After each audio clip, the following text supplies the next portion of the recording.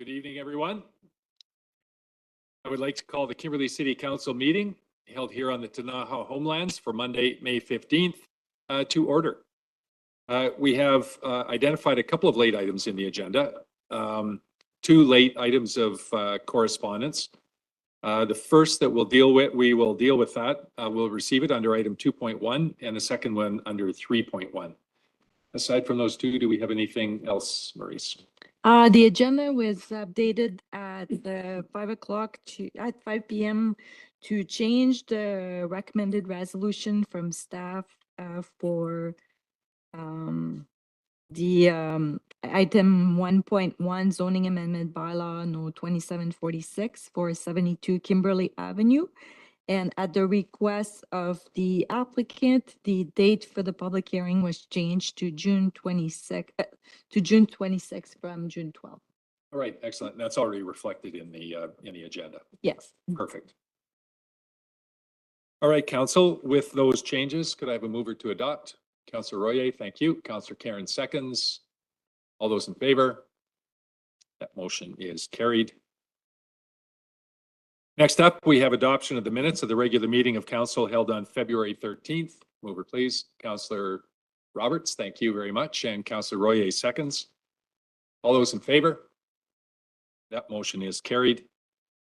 So Councillor McBain, unless I hear otherwise, I'm assuming affirmative. Yeah, that's correct. Perfect. Thank you. Next up, we have approval of the adoption, I should say, of the minutes of the regular meeting held on April the 11th. Mover, please. Councillor Roberts, thank you. Councillor Karen seconds. All those in favor? That motion is carried. And finally, adoption of the minutes of the special meeting held on May the 8th. Mover, please. Councillor Dunneback, thank you very much. And Councillor Royer seconds. All those in favor? That motion is carried. Excellent. So we have a delegation this evening from the Kimberley Nature Park. Good evening, John. Welcome. The floor is yours. Thank you very much, and I'll stay within my 10 minutes, right? All right, and we'll have lots of time for questions afterwards. Okay, good. First of all, thanks you, Mr. Mayor and Council, for giving us this opportunity. The purpose of this meeting or of this delegation is to give you some background and a profile of the nature park, as well as sort of what the responsibilities of us and the city are with license of occupation. I know I said some of this a few weeks back for the grant, which we're anxiously awaiting the results of that. So, okay, so I have the control here. So I'm John Henley, President. I would like to introduce Heather Vanderhoop, who is our secretary, and Graham Donaldson, who is chair of our Community Engagement Committee. Vice President was supposed to come, but want to say something? Or? No, I was just going to say welcome. Yeah, thanks for being here tonight. So we have a new board. Well, we have sort of we have 13 members of the board now, and there are I think 6 returnees, and the balance are new members. We're really happy to see at the AGM that there were a lot of younger people whom I consider, less than 45 who were on the board. So we're really glad to have a good cross section on our board. So just to give you a description of the park, I know, where do I have to aim this baby?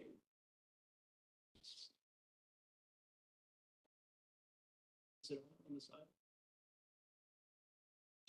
Other side. No, yeah, it's on. Can I just say next? Or do you have? Yes. Well, let me try again. Okay. So just to describe the park, and then I'll talk about the governance of the park, about what some of the management services are that we do, our volunteer services. I'll talk about it, the park as a community asset, bring up some of the issues and challenges, and some recommendations that we have for the city. First of all, the park is 870 acres outside the city limits, and there's a 210-hectare addition that we're responsible for, which is Horse Barn Valley. This picture is actually from Dipper Lake and Horse Barn Valley. We also have a 72 hectare special designation from the province. I think it's the Lands BC and the Wildlife Sanctuary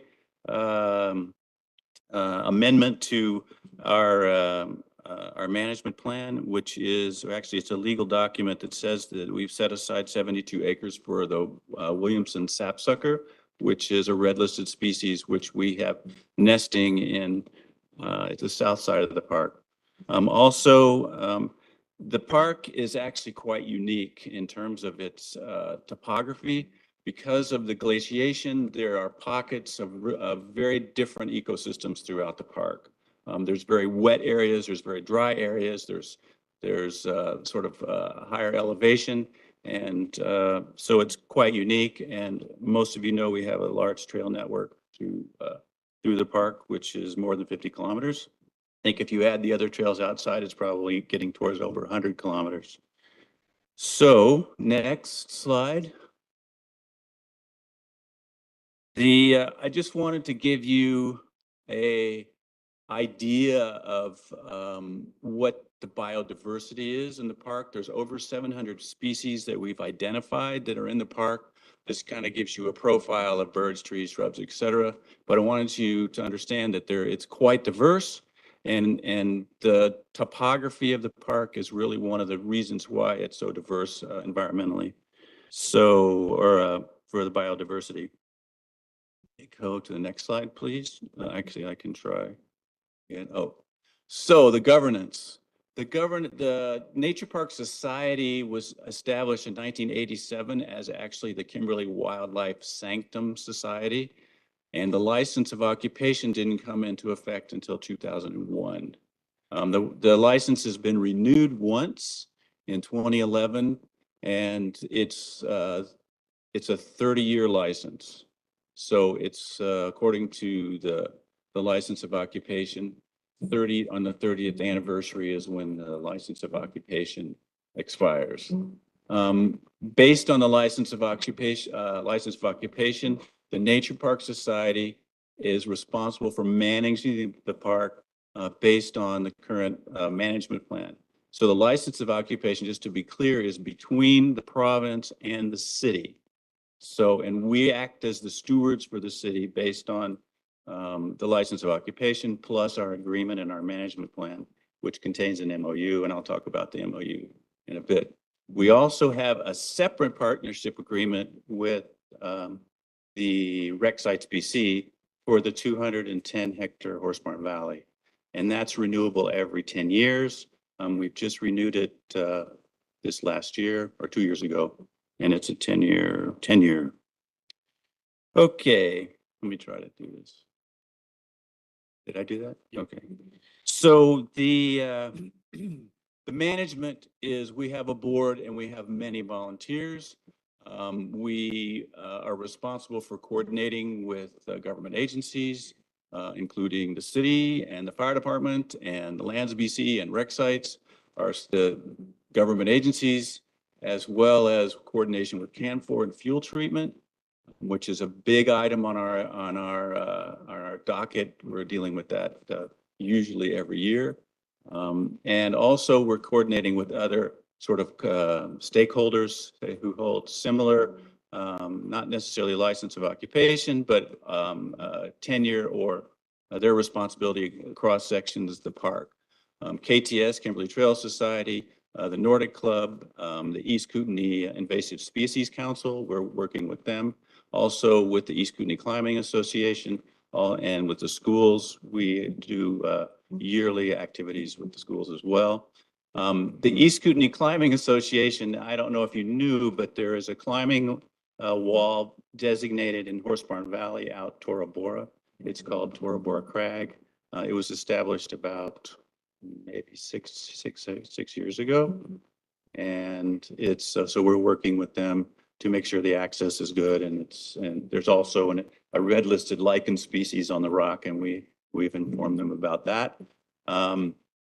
So we also coordinate with third-party commercial entities such as Shred Sisters, Freewheelers, also a new a new organization has applied for a license of occupation called Ride Theory. I don't know if you know that the government license of occupations actually there can be multiple license of occupations for the same land. So what happens then is coordination becomes a huge effort, especially if there's conflict or if there's any kind of overlapping responsibilities that organizations have that hold the license. I don't know if you've been to our website. It's a great website. It's managed by Heather, and it is there's lots of information on there. We have our management plan there. There's a really cool video, if you haven't seen the video of the nature park, which was produced by the society, I think it was about 5 years ago now. We also hold liability insurance for the city, and we're responsible for that. I'll bring that up a little bit later. Okay, that's our management services, our volunteer services.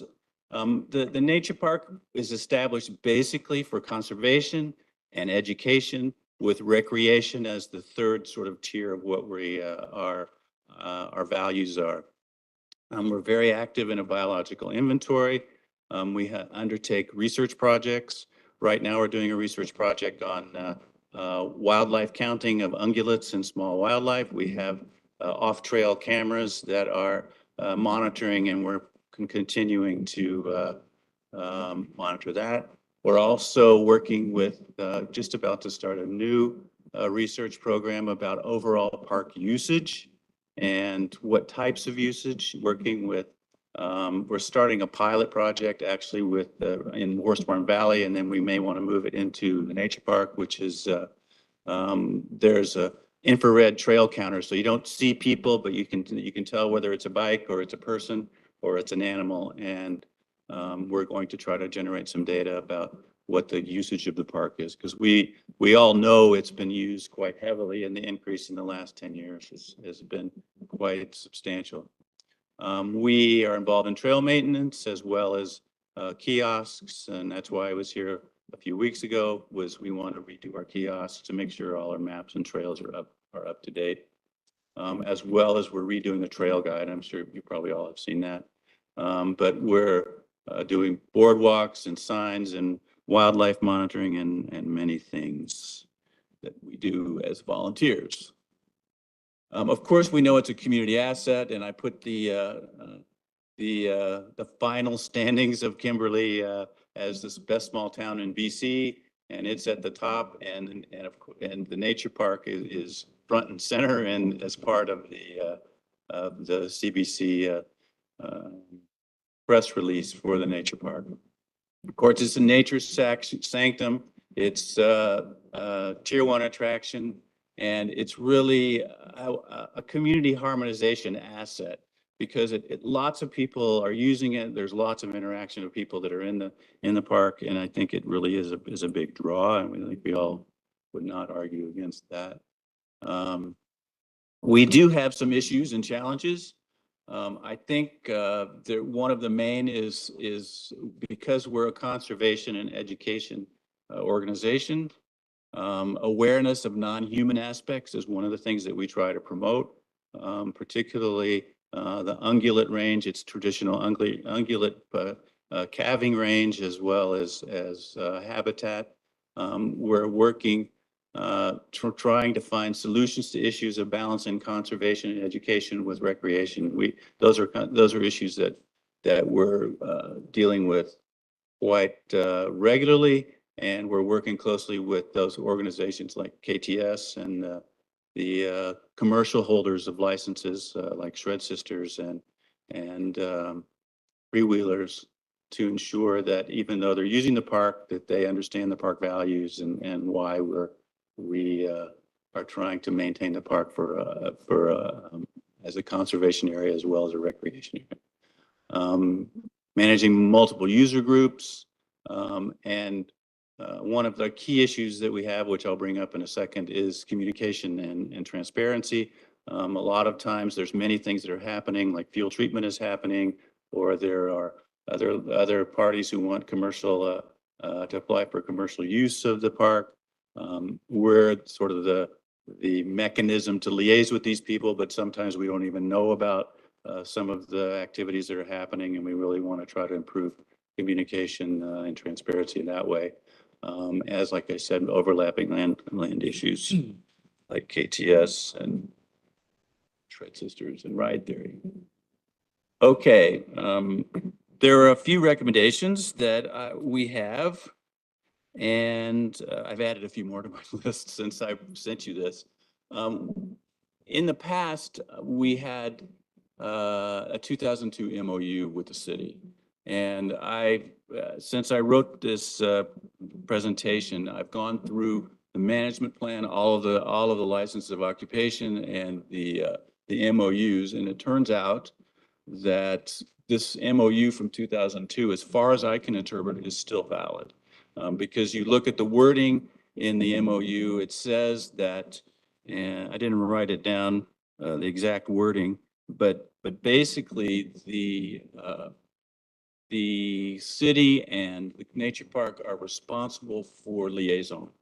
And that there is specific clauses in the MOU that state that both of us are responsible for providing liaisons with each other, as well as setting up an advisory committee that's based, and the purpose of the advisory committee is for to oversee planning and management issues. And that it's, I think they said you were supposed to meet at least once a year under that MOU. And I know that, I'm not sure if you're aware of that MOU exists. I dug it out, it's signed. You know, the signing on these MOUs are scribbled. I can't really tell who was, I think, well, the Ogilvy was mayor then.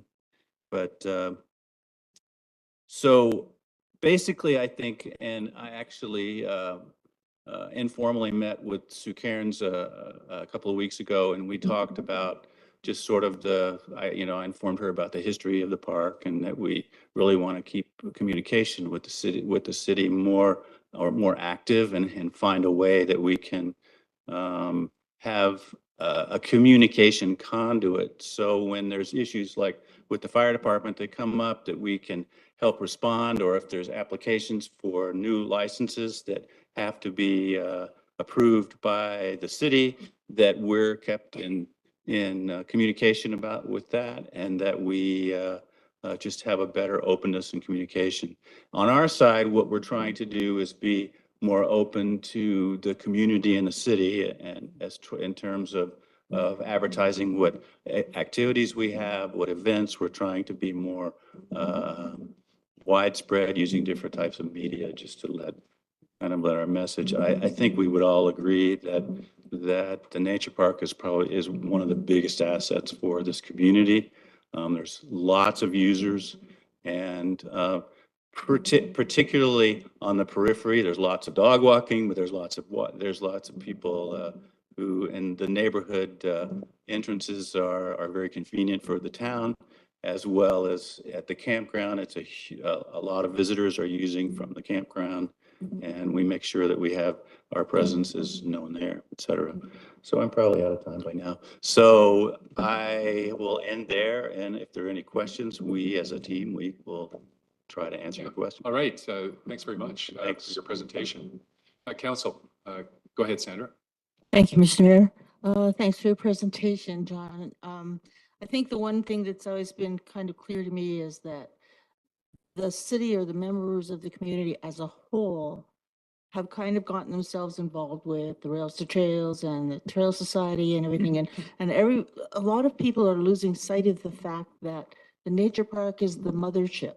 And without the nature park, and without the ability to kind of harness all of those things underneath one umbrella and keep things kind of orderly and safe for all those intended, that things will go awry. And I feel like publicity or promotion of the nature park should be like number one as a factor, just simply so that the trail people understand what the area that they're working in has some validity other than the trail.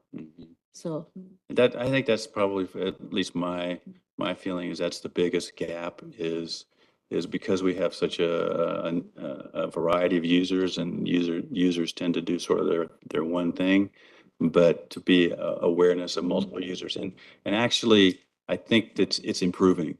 what I use the park, nearly like 3 or 4 times a week, where my wife and I are out in the park and patrolling around and just seeing what's happening. And I think users are more conscientious now, but what we'd like is to have more awareness and that it's a special place. Yeah. Councillor Royer, go ahead. I just have a general question for you. One of my clients has brought something to my attention. There's like 1,100 electrical bikes used on the trail now. 1,100. How do you govern and control that? Good question. Well, I believe in our management plan, I'd have to go back and look, that we have a policy there that says that I think there's pedal assist electric bikes are allowed, but anything that's not, because it's a non-motorized, and that can be loosely interpreted. An e-bike is a motorized vehicle, right? But it's difficult to control or manage that. I think really the only thing is education. And I think that the definitions of what a motorized vehicle maybe has been blurred a bit with e-bikes. So I Yeah. can't have a real answer to that.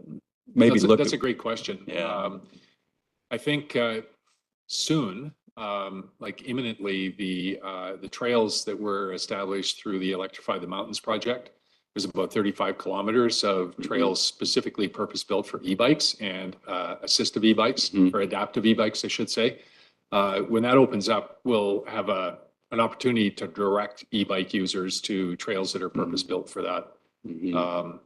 I think that will help. Yeah. Councillor Dunavac.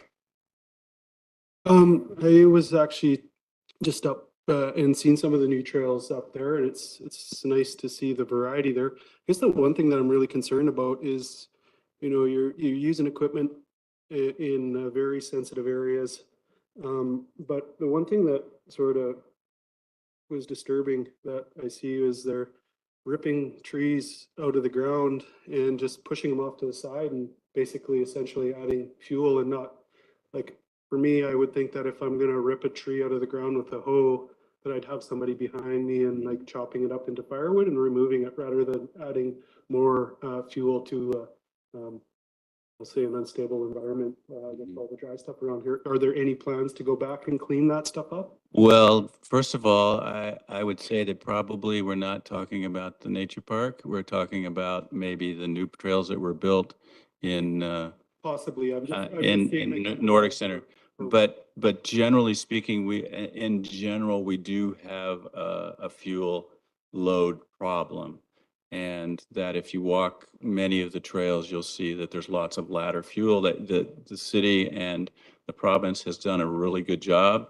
And, Will can probably attest to that, and that the work continues. And there's that, of course, when you're building new trails and which creates more fuel. There's one new trail that we've built. It's called, I think it's called Hurts So Good. I don't know. This was the KTS, but it goes from the Nordic Center down to Army Road. And we've walked it many times. It was like a 3 or 4 year process for us to kind of see the route. And our committee went out, we walked it many times.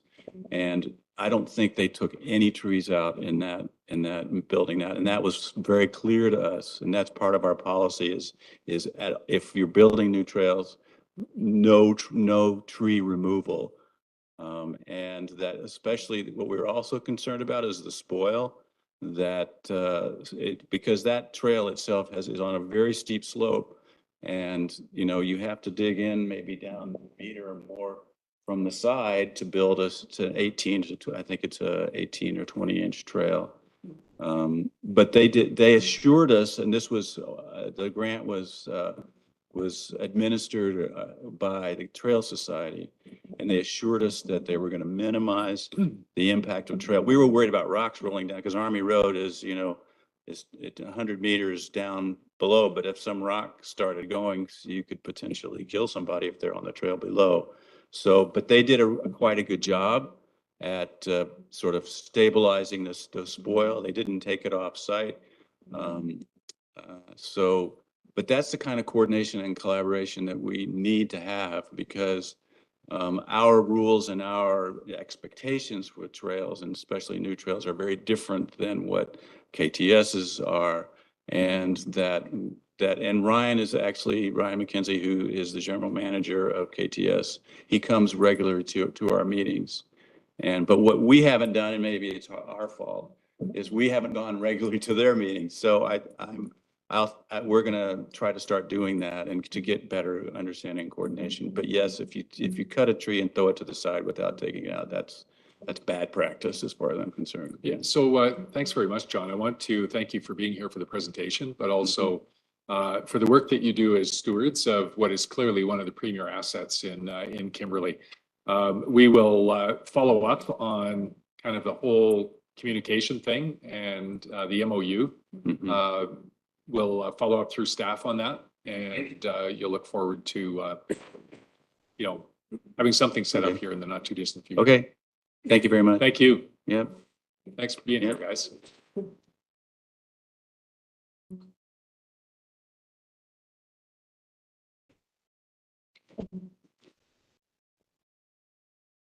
Yeah, you bet. See you.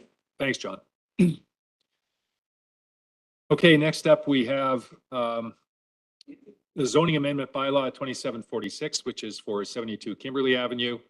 The motion on the floor is the council approve first and second reading and that an electronic public hearing be scheduled for the regular meeting of council on June the 26th. Could I have a mover, please? Councillor Cairns, thank you. And Councillor Royer seconds. Discussion. Go ahead, Troy. Pardon me, I just got a tickle in my throat all of a sudden. I'm not sure I can do this. Grab some water. Timing. So I noticed when John mentioned it was awesome to have younger people under the age of 45, you kind of smiled. I assume you're over 45? No comment. I'm just buying some time for you here. Thank you. Yes, thank you for the extra time. So this proposed zoning amendment bylaw is for the property at 72 Kimberley Avenue. This property was rezoned a few years ago to the current DMU 1 zone. And the current property owners are looking to change the property zoning to the DMU 2 zone, which is another downtown mixed use zone. Has a few more options for residential uses, but otherwise maintains a good mix of commercial options for the future. The the property owners' current plans that are triggering this proposed rezoning is they wish to replace or redevelop the existing carport structure at the back of the property and develop a detached accessory dwelling back there, probably with a garage underneath and an accessory dwelling unit above, and which is presently not permitted in the current zoning, but the proposed DMU 2 zone would accommodate that. I'll leave it at that. We're recommending that we proceed with those readings and schedule the public hearing for that. All right, awesome. Thanks, Troy. Councillor Roberts. Thank you, Mr. Mayor. Troy, I'm shocked that that's not already zoned for that. There's so many of those other places around there are zoned that. I'm surprised that it's excluded. And the other piece of the question was, is it really within 800 meters of the highway? It's hard to believe.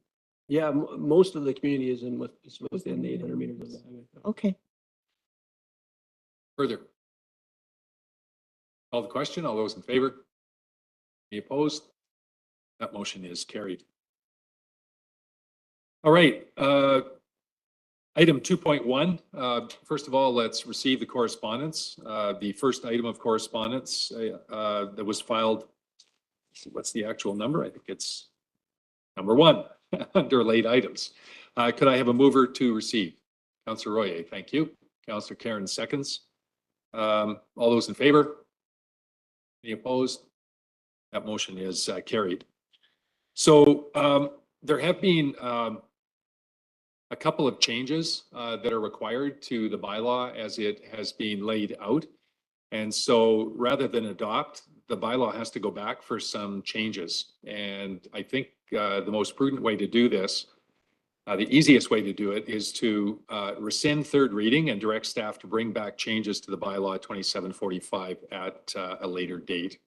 Any idea what later date means, Troy? Couple of weeks? I'm not sure I know what you're referring to, Mr. Mayor. There's no changes Okay, help proposed. me out. So before the meeting, we did discuss that there's been correspondence on both sides of the bylaw amendment. So Mr. Mayor wanted to kind of like gauge if we should go with putting adoption on the table or actually recommending a rescinding third reading. So my apologies. We were talking about several things and I was under the impression that the bylaw as it was laid out, there were actually some changes that needed to be made, some text amendments. So if there was going to be changes to be made, it would be just to not apply step 4, right? Do you want to? I'm confused. No, there's Actually, no, there is no motion on the floor right now. No. It's pre-conversation to the motion. Okay. Bring it on to the floor. Okay, is there a seconder? Councillor Roy, okay, thank you. So, discussion. I was under the impression that for this particular bylaw, there were some things that had come up late that required some changes. Apparently not. No. Oh, There- okay. The only thing that came late was the correspondence that's attached to the agenda as late item, and there was one additional correspondence attached to the report. There was two correspondence pieces of attached to the correspondence, yeah. report, one in supporting the changes, like Right. the amendments and. Okay, my the other- apologies. I completely misunderstood exactly what the framework was for that. So we now have the motion on the floor and we'll have discussion around the motion. Council. Is there a problem? Go ahead. I'm just a little confused.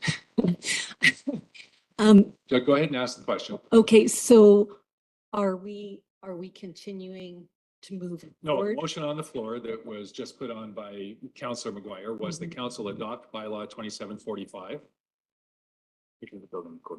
Yeah, yeah, so as it was laid out in the agenda. Yeah. So- No, Sorry. it's already been seconded. We are in discussion. Go ahead, Councillor. Thank you. I think having read, I mean, I appreciate staff's work on this, and I understand that as a group of builders, people have been moving quickly towards even achieving step 4. As a group of builders that have been replying, they do make some valid points in terms of what requiring step 4 actually will do to the cost of housing. And so I'm wondering whether or not there would be an opportunity for staff to kind of speak to that. If you've had a chance to read that correspondence, basically they're saying that it would really add a fair chunk of funds for a builder to have to always go to step 4 as a request, as opposed to choosing when they go to step 4. And that some of the things that are required inside of step 4 are not even readily available for them to do the job. So I'm just wondering, Todd, if you could maybe speak to that and help us a bit? I can provide a little or try to provide a little clarification. Yeah, so there's been a couple of comments received expressing some concerns about the impact on affordability, I guess, of new home construction from the proposed change to step 4 Part 9 buildings. We spoke a little bit about this last time when council approved the first 3 readings to these proposed changes. We did include in our report this time around a summary of kind of current year-to-date statistics, I guess, about the projects that have been completed so far over the years to kind of reinforce our position that the majority of buildings are already, in recent years, are already achieving step 4, even though we've been requiring only step 3 since 2020. We recognize there can be some cost impacts to increasing the step code requirements. But, you know, our experience and, you know, view on that is that, you know, those are some choices that need to be made early in the design process and during construction to make sure that there's good quality design happening and good quality construction practices to make sure that buildings are built with a you know, a tight building envelope to minimize you know, air leakage and it can include, you know, things like the equipment used in the building for heating and cooling and that sort of thing, but parts of those are design factors that can help minimize those. So anyone that's building a new home, these are parts of the things they need to think about right from the start. And often there is some choices to be made about what kind of materials be to use, what kind of design choices they're making. You know, it might be that, you know, there might be, if they're worried about those cost implications about the level of kind of quality of finishes and that kind of thing. So there's a number of different trade-offs and choices that can be made about housing. And to try to keep those costs of new housing down. There's many other factors that contribute to the cost of building housing as well. We do know that, you know, building and material costs and labor costs have been, you know, have gone up very much in recent years, and those are challenges as well. But again, this really, I think, reinforces the importance of building good quality, efficient buildings. The other thing that we wanted to pass along in response to some of the comments submitted is we feel that there's maybe some confusion between the energy step code requirements and the zero carbon step code. You know, there's no requirement in the step code to use things like heat pumps that are not you know, very frequently used in our area, but probably will be in the future. There's no requirements under the step code to electrify a building or to not use natural gas. These are all choices, again, that designers and builders and homeowners can make and should make early in the process. But we're not recommending or requiring those things like electrification or heat pumps that some people have concerns about. Those aren't requirements under the step code.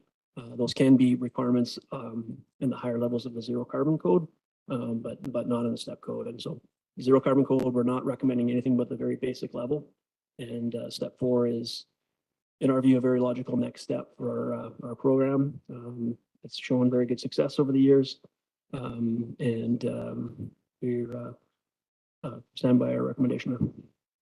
Thank you, Troy. Go ahead, Sandra. Thank you for that, Troy. That explains a lot of my concerns. I also wanted to note that there are also a number of rebates available for people that meet the requirements of the step code for. So, or certainly there has been rebates up until now. Yeah, thanks for that. Go ahead, Councillor Cairns. Thank you. After we had the discussion in the last meeting, I took a quick look around and did a scan, and 4 builders right away came up who confirmed that the cost of step code 4 is not only achievable at little to no extra cost, but it's possible to do step code 5 at no extra cost. And that it's a matter of engaging in that learning curve on how to achieve the high step codes economically.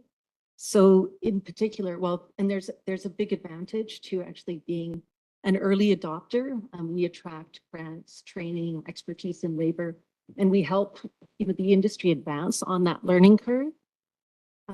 Adoption is voluntary for a few years before it's mandatory to allow for the development of that expertise.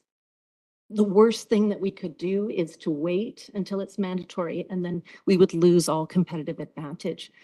So speaking with ThinkBright, just up the valley, Meredith Hampstead, she said, you know, if you tried to do business as usual and achieve step code 4 or 5, then it would be much more expensive. So it's necessary to design for it. You know, it's the form and function to plan for it, to do the right size for the mechanical systems. And then we can do this at no extra cost. In fact, sometimes they have found lower cost and definitely lower cost to operate over time. And Meredith basically said, you know, this is not hard and it does not cost more. And we just have to care enough to try and to be willing to learn how to do this, and that some will be left behind because they don't care enough to try.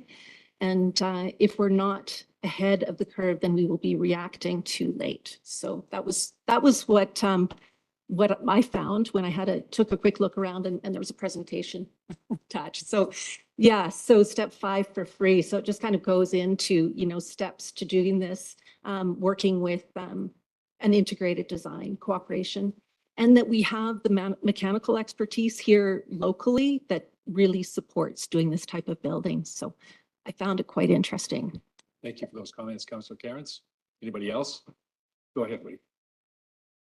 Yeah, I mean, Troy already spoke to this a little bit, but just the confusions around what we're talking about here. There's some mention of issues around the construction materials that we're putting into these buildings, and that's not relevant to the energy code.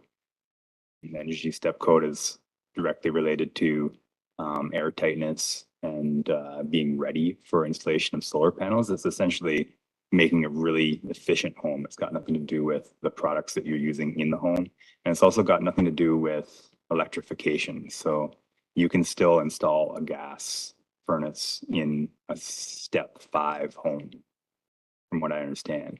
And it's more about how much energy it's using. So it does have an impact, because if you use less energy, it has less of an impact on the environment. And yeah, as far as costs, I think that the main concern around this is more learning curve, the learning curve. Like it can be difficult for builders that have been in the industry for a long time to adapt to new codes, but it's also prudent that builders do that and keep up with the science.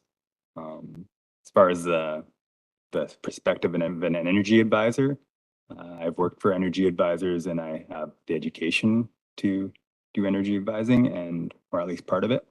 And yeah, I kind of disagree with that comment as well. Which comment is that? Just that energy advisors are against moving forward to a step 4 level before the province. From my perspective, I think energy advisors see this as, first of all, business, because it's going to produce more business for them. And also it's, at least for me, the reason that I got involved in energy advising was because I'm interested in seeing more efficient buildings, especially in our climate. And also there's long-term impacts to cost of keeping these buildings running as well. So your heat bills do go down, and the comfort of the homes increases the farther you go up the step code. So there are other benefits outside of this.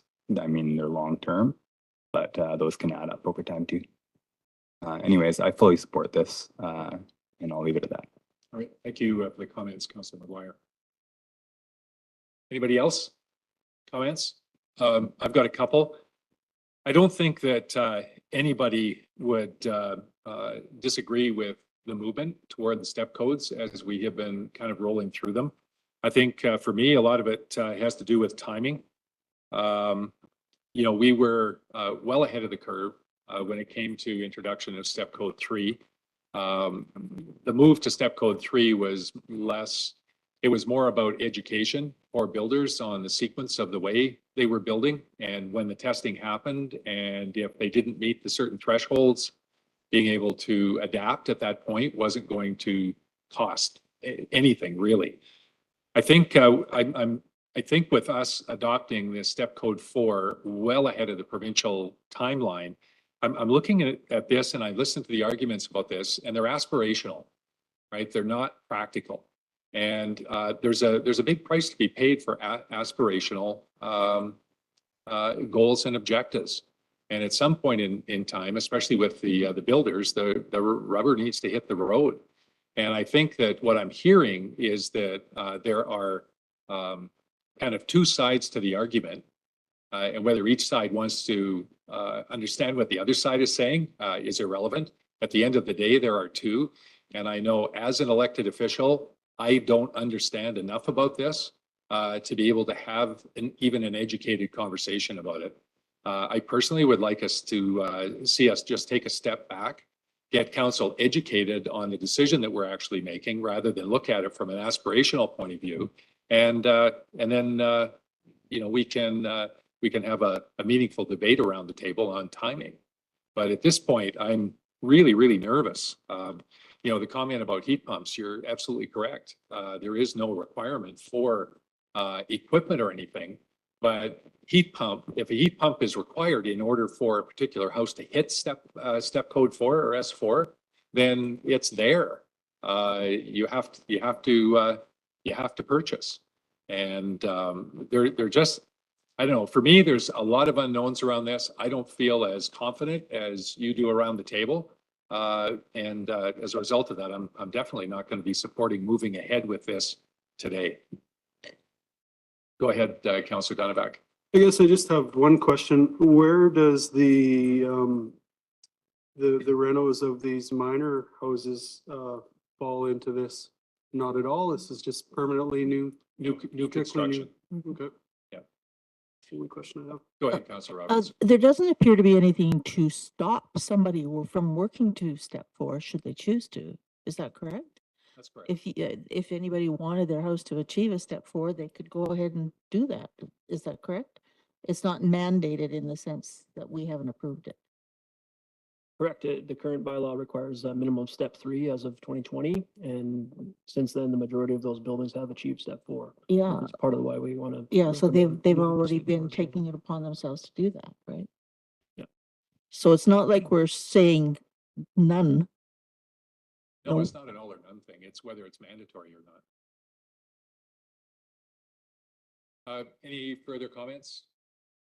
Okay, second call. Well, I take issue with calling this aspirational when there's builders all over the province who are doing it for the same or lower cost. And it's really just simply a matter of looking at how the design of the building moves forward and how to build. We only have an opportunity at the time when these buildings are built. And if we don't do them right, then we incur retrofits down the road, which is far more expensive. And we know that we need to all do our part to help limit warming. We can see what's happening around us and to lag back when we can move forward. And we have excellent builders who are moving this forward, and we have this opportunity. Why wouldn't we take it now and continue on that trajectory? Go ahead, Councillor McGuire. I'd just like to call the question. All right, we'll call the question. All those in favor? Yep, all those in favor of the motion on the floor. Those opposed? All right, that motion is carried. Thanks for the conversation around the floor on that, guys. I certainly would have felt a little more comfortable had we had some industry folks that were weighing in as opposed to, you know, us on the side secondhand. Okay, next up, we have development variance permit, the development variance permit for 849 Deer Run. I think we've had view of this a couple of times, Troy. The motion on the floor is that we defer decision and request additional plans and details. Was this not what we had previously? Let's put it on the floor first. Okay, so mover to defer. Councillor Dunavac, thank you. Councillor Royer seconds. Okay, Troy, discussion. Yes, thank you, Mr. Mayor. Yes, this application was discussed at the last meeting. And there was a similar recommendation that council defer decision and request additional plans and details to help us all better understand what's proposed here with the retaining wall. At that meeting, council did give direction to staff to give notice to adjacent property owners. And of course, we did so after the meeting. And we did receive one letter that is attached to the staff report there from an adjacent property owner. And we also, there's a late item there as well. The second late item is a letter. Received that. Sure, from the letter from the applicant there. And I think, I mean, really, I think both letters actually reinforce staff's recommendation here that,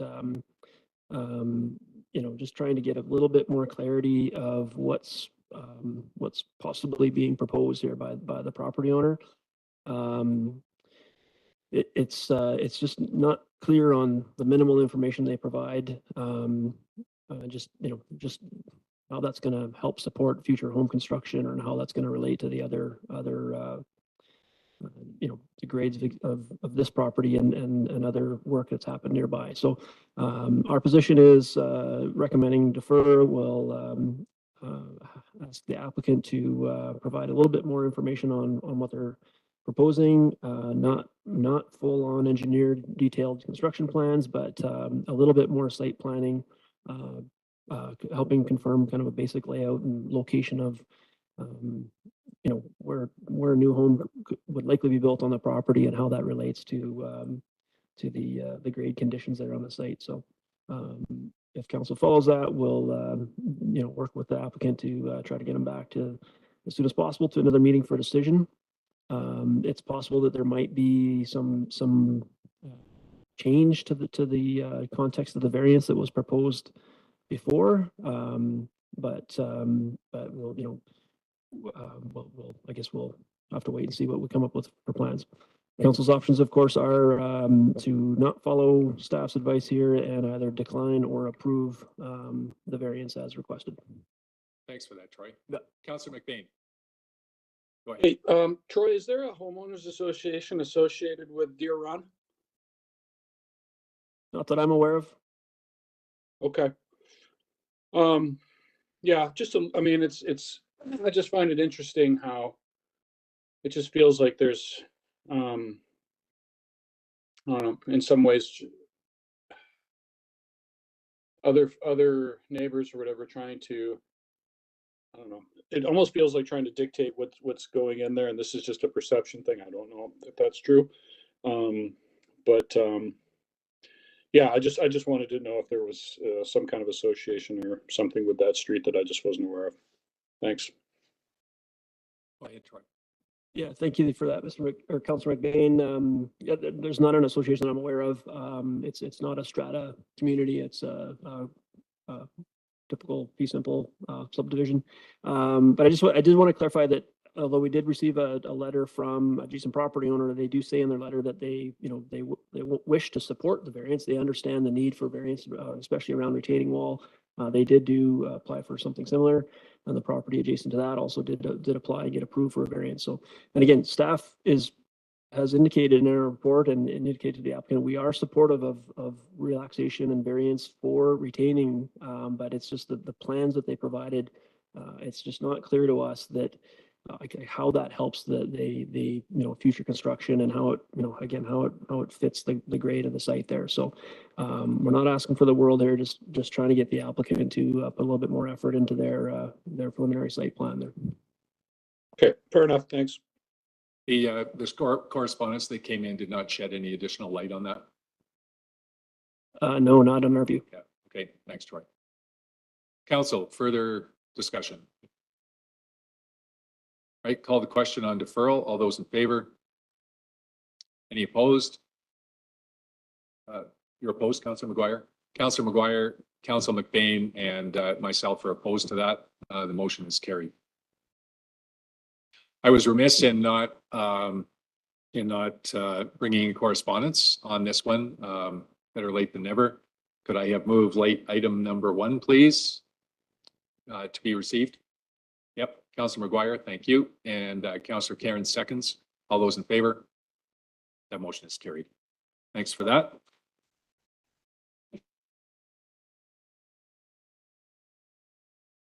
Next up, we have the development variance permit for 340 St. Mary Lake Road. And the motion on the floor is that council instruct the corporate officer to issue notice to neighbors for the amendment to the zoning bylaw.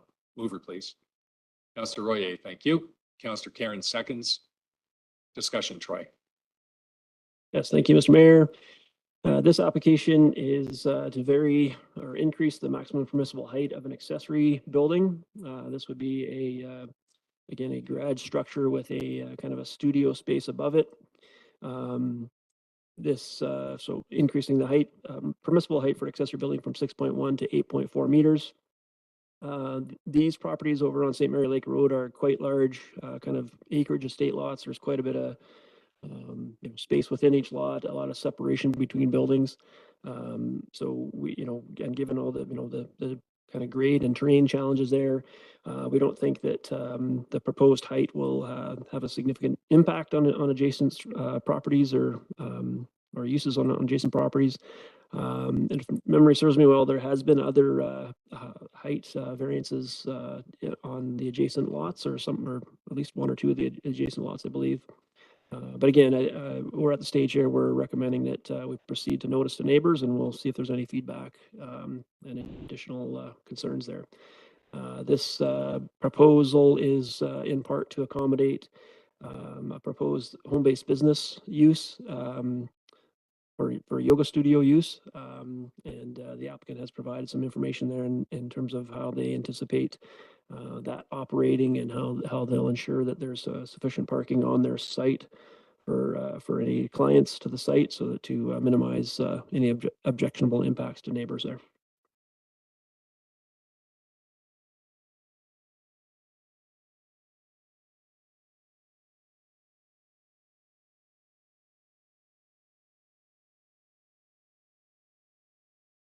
That motion is carried.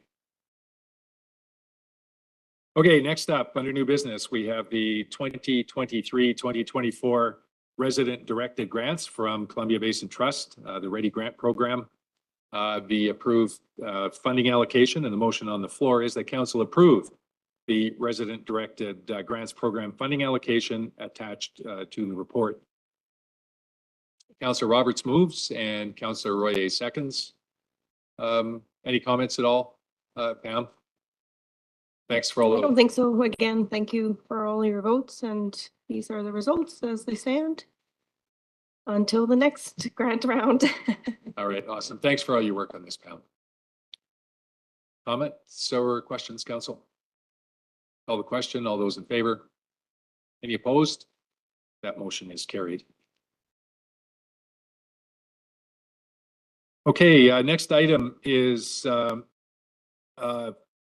for information, and the motion on the floor is this, the staff report entitled proposed 50-meter wireless communications tower be received for information.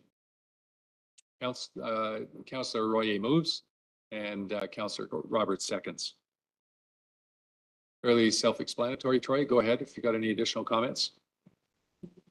Yeah, I think the information's in the package there, that there's some nearby residents, property owners would have received this in the mail. I believe there was a notice in the newspaper this week about this as well. So I just wanted to make sure that council was aware of the proposal. The process for next steps here is for them to gather any feedback, and then they would submit depending on that feedback received, there may be a request to council a future meeting sometime after the June 9th deadline for submission of comments. And what they're looking for is, it's called a request for concurrence, basically just to kind of acknowledge the feedback received and any concerns or whatever that there may be about the proposed tower. So the location here, just for clarity, is the top of what's I think most commonly referred to as Concentrator Hill. And there is a couple of other existing cell phone towers up there. And this one would be kind of clustered in with that group, and expand the cell services available in the area. Yeah, excellent. Thanks, Troy. Yeah, Concentrator Hill, Taylor's Mill, most commonly referred to as. So yeah, this is actually one of the outcomes of the Rogers Shaw merger.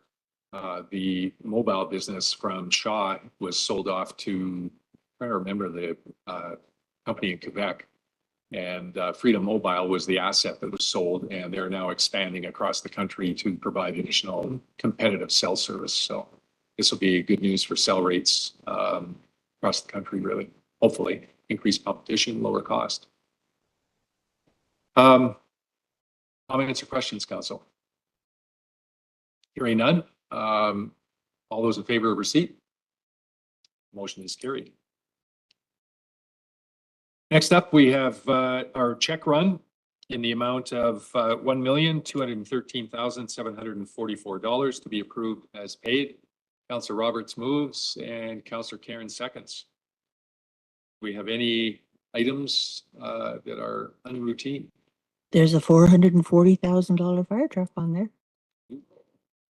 And, Yikes. Do we approve that? and there's also 2 or 3 somewhat large items that were holdbacks that are paid back with regard to Electrify the Mountain. But other than that, it's pretty routine. Yeah, awesome. Thanks for that, Sandra.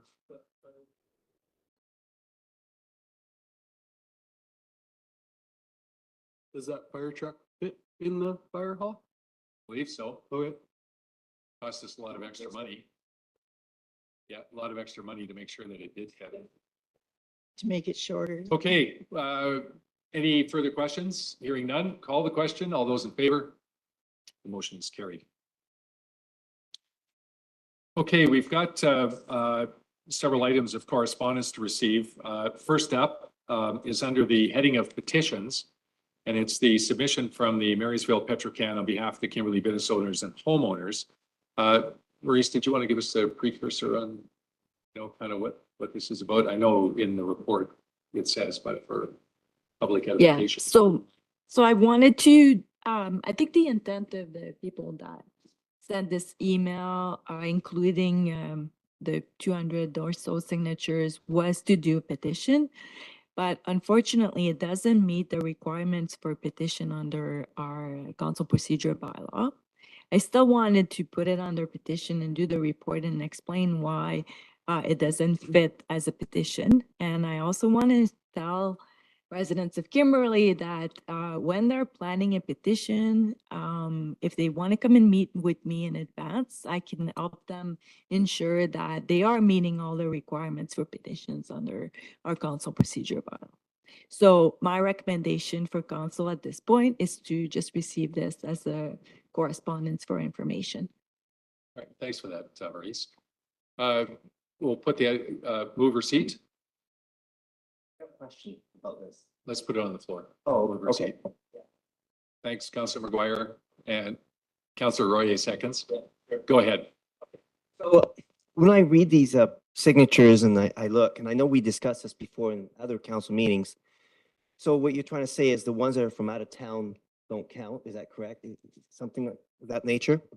It's not that they don't count, they're just from out of town, and I would normally do kind of like tell you how many people were from out of town. But in this case, there's a lot of the signatures that don't have the right, that don't have an address.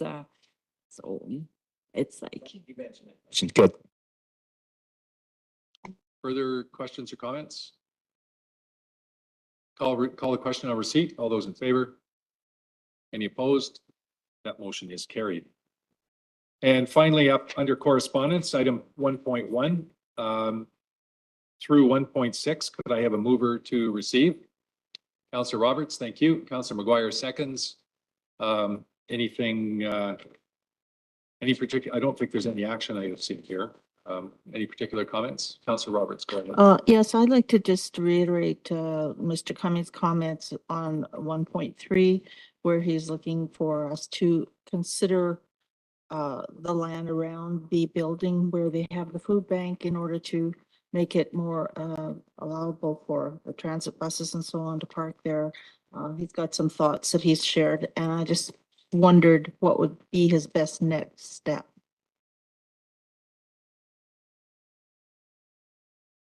Okay. Is that a question? Yeah, I guess that is a question for staff. Yeah, what should he do next? Go ahead. I was hoping this would be on as an action item because the next step would be for council to indicate some sort of willingness to look into providing some land to the food bank and direct staff to come back with a report on it. I'd like to make that motion, then let's take a deeper look at that, and I would make a move that we direct staff to explore with Mr. Cummings what their real needs are and if we can do that.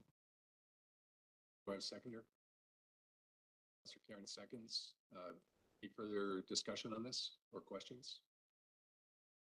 Go ahead, Kevin. I was under the impression that that land is, you're not allowed to do anything with it, as it was your fueling station for CP Rail. There seems to be some confusion about what land we're talking about. We're talking about between the food bank and Knighton.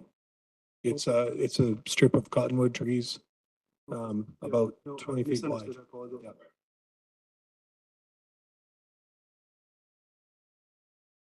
Yeah, the old CP rail land, or the old, actually, there was a tech, yeah, it's on the other side. And it's currently private landowner. Okay, all those in favor? Any opposed? Motion is carried.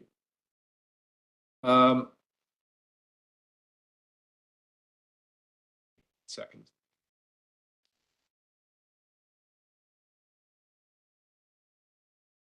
Is there anything else? Any other action items? Scott? Um, You might have missed. I have one. Go ahead, Councilor Roberts. Jack Frank, had commented that he wondered whether or not we could put pickleball in the arena and how that would work for seniors and that it would be a really good idea. And I just wondered how we felt about that. Right, Scott.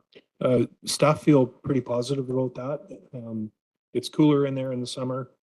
The noise is somewhat contained, so as long as there's no construction, which is anticipated next year, but staff are already looking into painting lines on the floor there and creating a nice, cool, shaded, quiet place for the emerging sport of pickleball.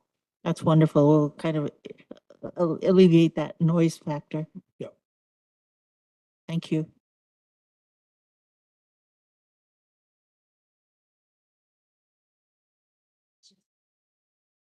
That's awesome, Scott.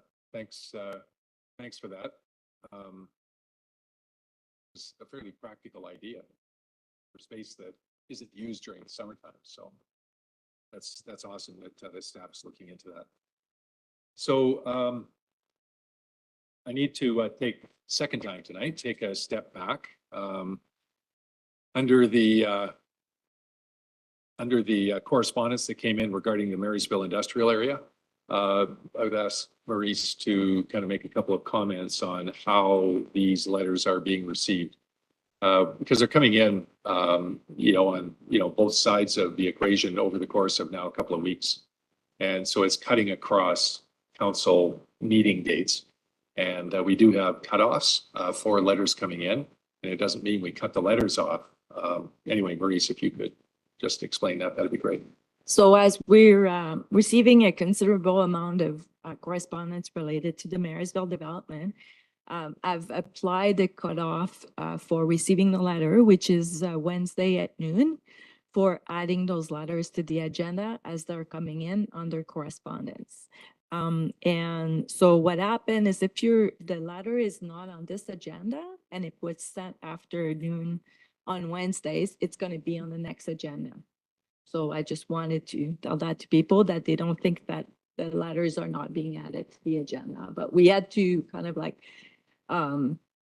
normally when we're doing the agenda, I add letters until we publish, but right now the letters are coming in at as fast as we can deal with them. So we had to make that decision. So Awesome. Thanks, Maurice. And I had one other note here, Troy. Is there kind of what's the next step in the process with respect to the public hearing? Do you have any update on that?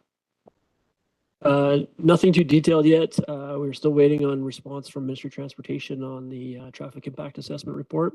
That has been received and had some preliminary review comments, and there's some revisions that have been submitted. So we're hopeful that we'll have comments back to share with council and return to an upcoming meeting, possibly as early as the next meeting, but can't confirm that quite yet. And that would include recommendations about proposed dates and process for public hearing. Public hearing. Okay, awesome. Thank you for that. Okay. Go ahead, Councillor Cairns. Thank you. I'm just wondering if there is policy around not having public hearings in the summertime, July, August kind of thing, or I'm just, wanted to check because I. Yeah, there is no policy, but it's not ideal. Yeah, Yeah. yeah, I think there we would want to be, avoid that. yeah. For sure. Yeah.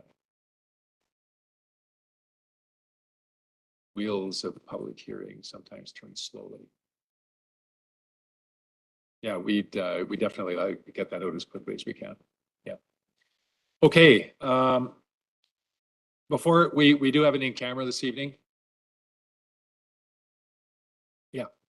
Yep. I believe so. Yeah. Thanks, Sandra, keeping me honest. So we do have a closed meeting tonight with a couple of items. But before we go in, what we'll do is we'll call for questions, question period, as we normally do at this point, both from those that are in council chamber, as well as those that may be listening through our YouTube channel. If in fact you are listening on the YouTube channel, the number for you to call is 800-741-7180. And the meeting number when you are asked is 2770-941-7725. So anybody who wants to ask any questions about or make any comments about anything that was on the agenda tonight, now is the time to call. And while we're waiting to see if we have anybody calling in, we'll do councillor items. So Councillor McGuire, we'll start with you tonight.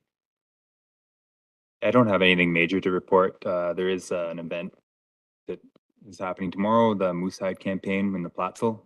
It starts at 11 and there'll be drummers and it's an event to for men to stand up against violence against women and children. And I know I'll be attending and hope to see a few other people there as well. It's mainly attended by school classes.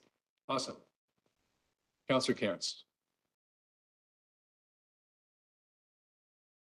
So there was a watershed committee meeting last week and really well attended. Great discussion there, and we're looking at having Bob Gray join another meeting towards the end of June, where he could provide an update on his proposal to advance our watersheds and community resilience to wildfire. And then I think, just ongoing meetings with at CBC board and the BC municipal climate leaders. I'm on the steering committee with BC climate leaders. So meetings this week. And then my mind is really on right now is I'm just thinking about the forecast that we have ahead, heat and drought and potential for a long wildfire season. And I just personally thinking a lot about, emergency preparedness and how we might, individually as a community resident as well, just how we support ourselves in our community and our neighborhoods to be prepared. So that's what's on my mind most of all. Right. Thank you, Councillor Thank you. Cairns. Councillor Roberts, go ahead. Thank you, Mr. Mayor.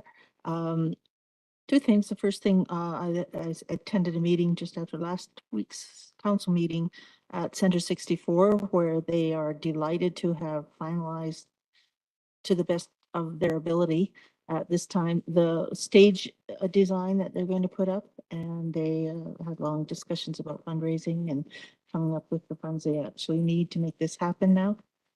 Secondly, although I'm a new homeowner in Estrada, I decided I was going to participate in a condominium homeowners association presentation because I felt with all the difficulties we're having with home purchases, home occupancies, not having enough kind of the right kind of homes that I needed to understand as much as I could about housing.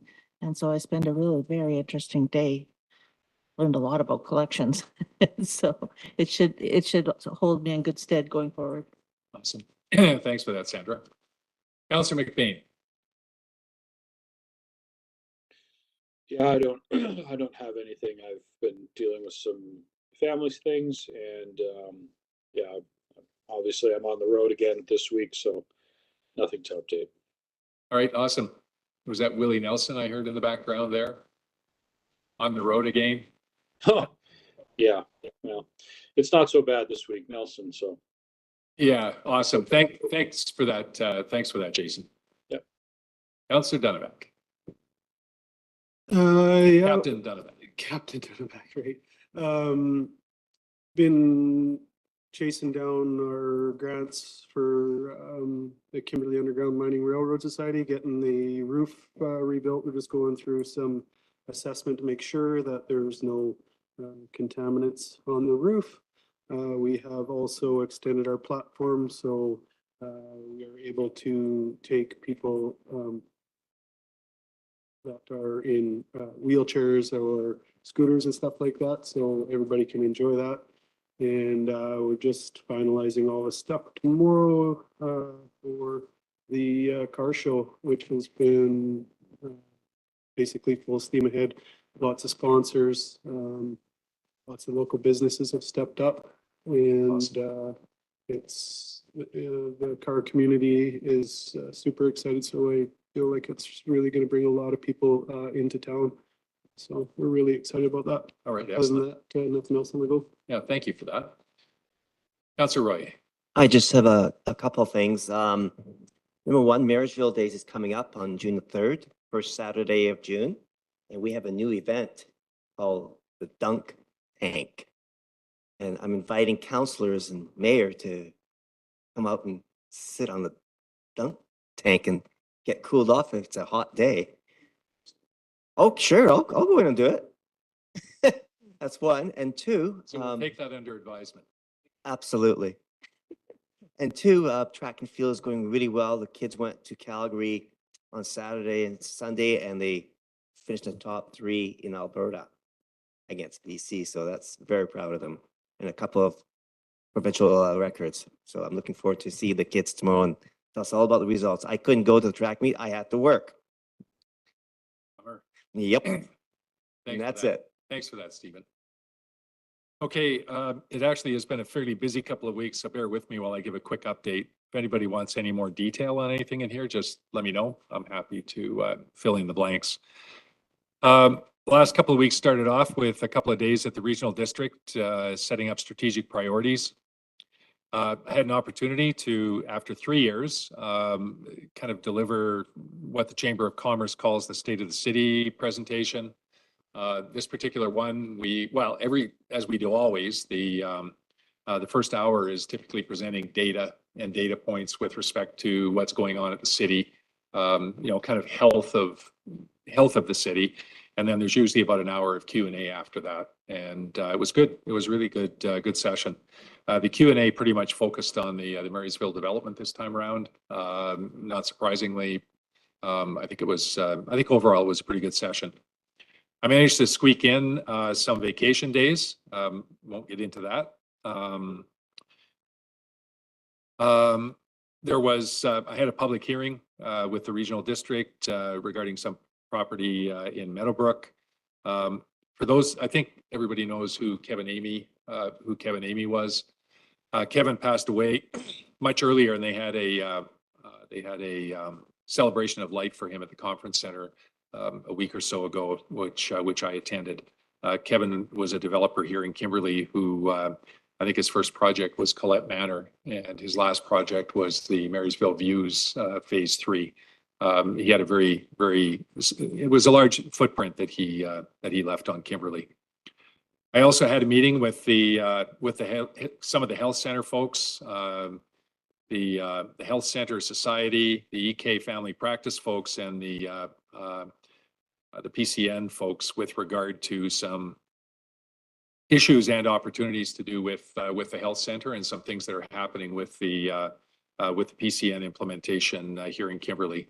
We're significantly lagging behind many of the other communities out in the East Kootenays, and we're going to have to do a bit of an intervention to try and get that back on track. Mr. Mayor, could you explain that acronym, PCN?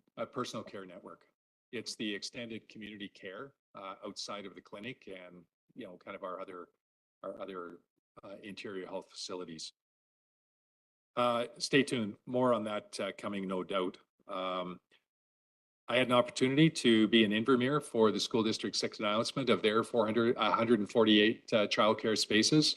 basically a mirror project through SD6 for what's happening here in Kimberley. I attended that actually as a director of CBT. I met with Mayor Price from Cranbrook for the first time since the election, so took about 6 months. We have had chats at the regional district, but this was an opportunity to sit down and just talk about the relationship that Kimberley and Cranbrook have and some of the initiatives that we had in place with previous Mayor Lee Pratt. It was good session with Mayor Price.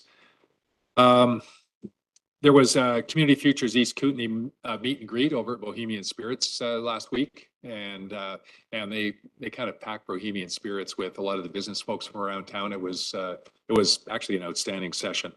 CFEK are doing some awesome work in the community out here. I had an opportunity to meet the CEO of a company called Gear Restore.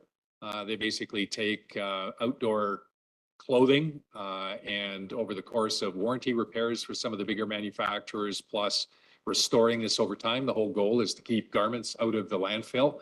And Gear Restore are looking at expansion opportunities, and I had an opportunity to give him a little ride around Kimberley and looking at some opportunities, some space opportunities should Gear Restore look at establishing an expansion out here. They're currently in Calgary, Philadelphia, and Denver. The regional district meetings were last Thursday and Friday. I had an opportunity on Thursday night after the RD meetings to go to the Akam community celebration. They have what they refer to their community celebration every year in May. And it's an opportunity to present strategic priorities for the coming year. And it's just a wonderful community event. And they haven't held one for the last little while, obviously because of COVID. And it was great to be back out there again for that celebration. There was also a provincial nominee program candidate that was in Kimberley here for the last week or so. He's looking to establish a value-added wood products business, preferably in Kimberley. We're a little bit challenged for finding space for that type of kind of heavier commercial, light industry type of business. But Edward Zhao is his name. He's from Shenzhen in China. And I got a chance to give him a little tour around town today as well. I handed him off to Darren Brewer, who's the Economic Development Officer in Cranbrook, to do a similar thing in Cranbrook. Because if we don't have the space, we want him here. They don't have the space, we want him here. So that was pretty good. In addition to the regional district meetings, there was also a hospital board meeting this week where the subject of our health center and the PCN implementation came up. There is, again, more to come on that later. And I had the great privilege of giving a welcome at the CBT Youth Leadership Summit. The Youth Action Network networks, I think there's 27 of them around the basin. 4 youth from each of the 27 were gathered here in Kimberley this past weekend. Actually Friday night, Saturday, and then through noon on Sunday. And I had an opportunity to give a welcome, which was awesome. The energy in the room, and you've got 14 to 18-year-olds, about 100 of them, just chomping at the bit for learning and friendship and collaboration was quite amazing. Okay, that's it for now. It's a busy couple of weeks, yeah. Okay, we need somebody to move in camera. Councillor Cairns, thank you. Councillor Dunneback seconds. All those in favor? Oh, the questions. Yeah. You guys have any questions? Any questions, Maurice? Any phone calls? There's nobody on the line. All right. So all those in favor? That motion is carried. Thanks for being here tonight, guys. Much appreciated. And thanks everybody online. You're going to hang in, Jason?